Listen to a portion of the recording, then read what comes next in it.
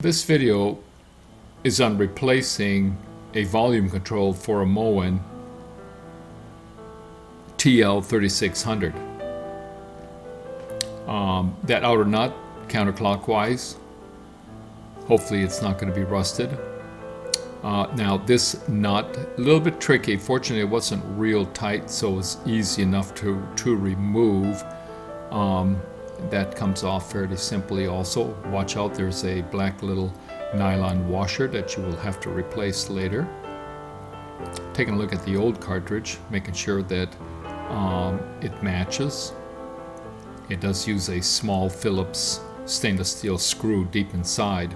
Now I haven't taken one of these apart, so you're going to see me fumbling around a little bit like, well, okay, what do we need to take apart? So hopefully this is going to save you a little bit of heartache. So this part really doesn't come out. You have to remove this outer part first, counterclockwise. Again, this faucet has probably been in this house, in this installation, for about 15 years. So I'm being very careful to keep all of these components together. There are a couple of, there's a spring washer, there's a nylon washer, there's a screw, so there's a bunch of pieces. And you sort of want to pay attention because it's going to get tricky when we start to put it back together.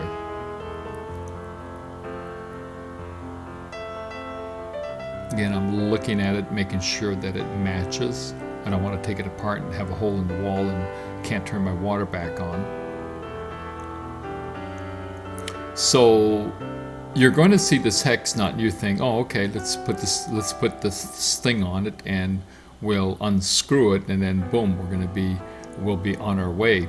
Now it's not quite so convenient and quite so easy because there is actually an outer ring that holds the cartridge in place. So I'm kind of fumbling around, sort of figuring that out. Now there's a fair bit of, I mean, it's pretty tight. So I'm looking for a way to get a little bit more leverage. Now this isn't it. I decide that a wrench is going to be a better option. So what ends up happening, the hole in the tile is not large enough for me to put a pair of pliers, like a substantial pair of pliers, on that outer ring so that I can loosen it. And so what we're going to end up having to do, we're going to use heat from a torch, and we're going to loosen that outer nut. And what the heat does, it tends to expand the metal, and because it's going to be at a different temperature, it tends to break any corrosion, and so it makes it much easier. You're going to see me using that technique here in a little bit because this isn't working. If you're using a tremendous amount or a lot of force, you're using too much force and you know that something isn't right and something's going to break.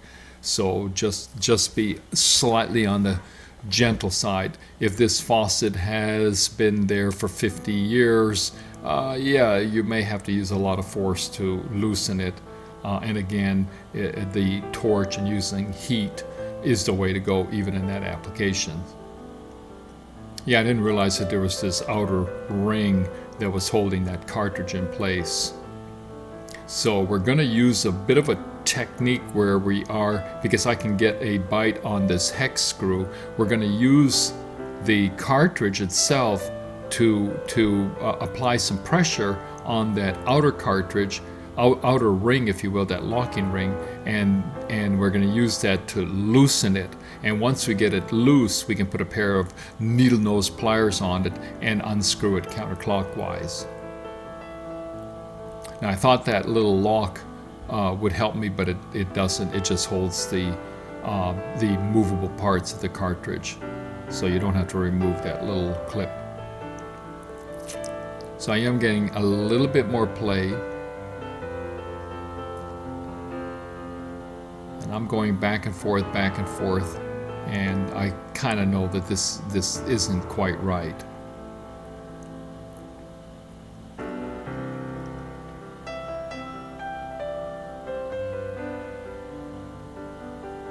You get a little bit of movement, but it's not enough. And you can actually see that outer ring. It's not moving. The cartridge is moving. So this is a good plumber's trick. Be very careful because I got tar paper inside and it actually does catch on fire. You can see me blowing it out. So be quite careful that you don't start a fire inside the wall. Not a good idea. So what's happening here, so now I am reapplying force on that same smaller inner hex head, and what happens is that the pressure of me trying to remove the inner cartridge ends up loosening up the outer ring. You're going to see me going back and forth, back and forth. There is a point that I can actually feel the outer ring starting to turn a little bit, which is what you want. Now hopefully, you know, if you are more successful and the hole in the tile is big enough and you can get a wrench on that outer ring, you don't have to monkey with the way I'm going about doing it. And if you don't have a lot of room, because there really isn't, I don't think they really designed these things to be serviced, not serviced too easily. So you can see I'm getting, now that, you know, after I applied the heat, I'm getting a lot more movement. Again, I'm still being careful. I don't want to break anything. And I can actually see the outer ring moving slowly, unlocking.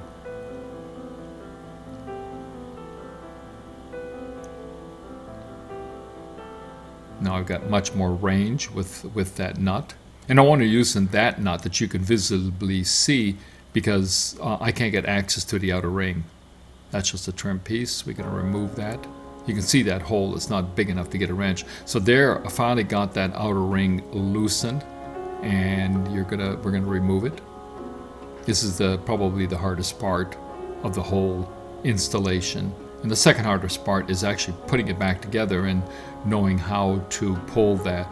You'll see it. We're going to have a little bit of trouble getting that outer ring or that nylon ring.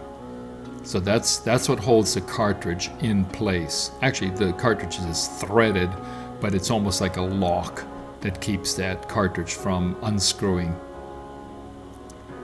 Now we can use that same smaller hex head to remove the cartridge, and we're going to take a look at it. And in my application, there's a chunk of metal missing. I moved it fairly quickly, so you may not have gotten to see it, but that was the failure. It wasn't the failure of the inner workings of the cartridge. It was actually a hole, and I looked around to see if I could see that piece of metal, and I couldn't, which is a little bit disturbing. So hopefully I flushed it out when I took off the shower head. So again, you want to make sure that you don't have a piece of metal sticking in there, so when you install the new cartridge that it's not seated on a piece of metal or a piece of debris. So this silicone, this plumber's grease, is really kind of a silicone paste. I like to use it on any moving parts. It also helps to remove it should I need to remove it sometime years, even decades in the future.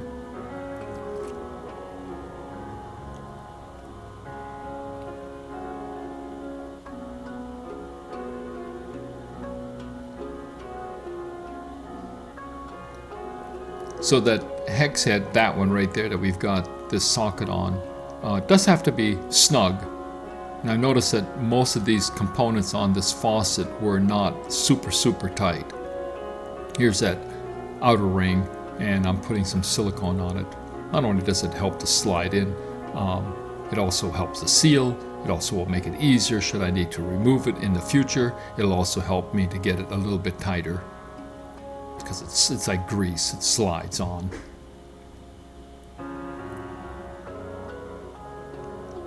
Now I'm able to get these needle noses. Again, I don't have a lot of room, but you will see me put a pair of channel locks, and I'll get a little bit better bite on that outer ring to get a little bit tighter. Round and round we go. Once it stops, then I'll get a pair of channel locks, and I'll get that outer ring, and I'll kind of get a bit of a bite on it and tighten it up. Now I want to make sure that this is the valve part, that it's functioning correctly, and it does. It's got about a half turn, I think, open and close. So this is the part, the second part that's a little bit tricky. See that nylon, that little, yeah, that part that I just pushed in. So you go to install the handle and you realize that you can't reach it. And what the issue is, you actually pull that little nylon ring out, and that's what affixes to that hex head that holds the handle, if you will. Yeah, so I'm kind of confused about it. And I end up taking it off, taking another look at it, but you can skip that step and just know that actually it pulls out. Now be very careful. You're going to see these two rings. One is a metal ring, it's like a spring, and the other one is a nylon. That's a proper way to that it goes together. I'm putting a little extra grease on this component so that it slides very smoothly into this body, pushing it in. Looking at that little ring. Oops, forgot the trim piece.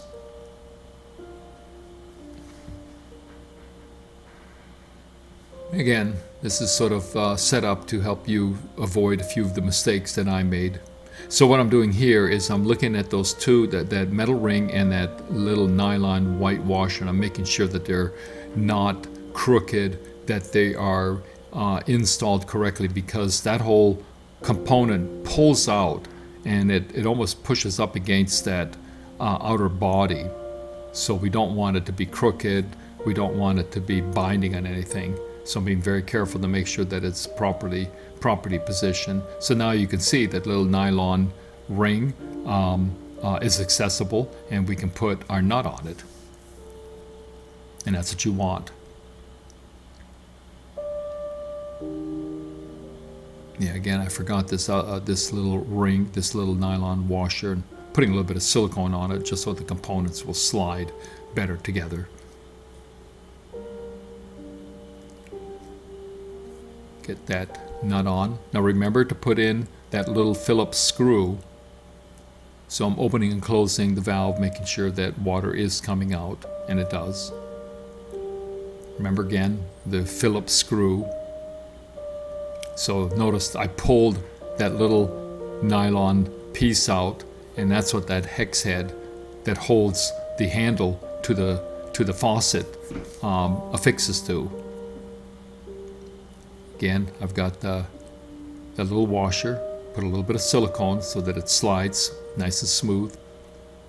Now I'm going to put the little hex head on it, hex nut, tighten it up. Again, this part was confusing. I had to take the another handle apart in order to figure out how was it put back together. And then that little trim cap goes on top of that, and you're basically done. Again, not the easiest installation, but I think with this video it's going to help you to avoid some of the mistakes or some of the headaches. Subscribe and like. Thanks for watching.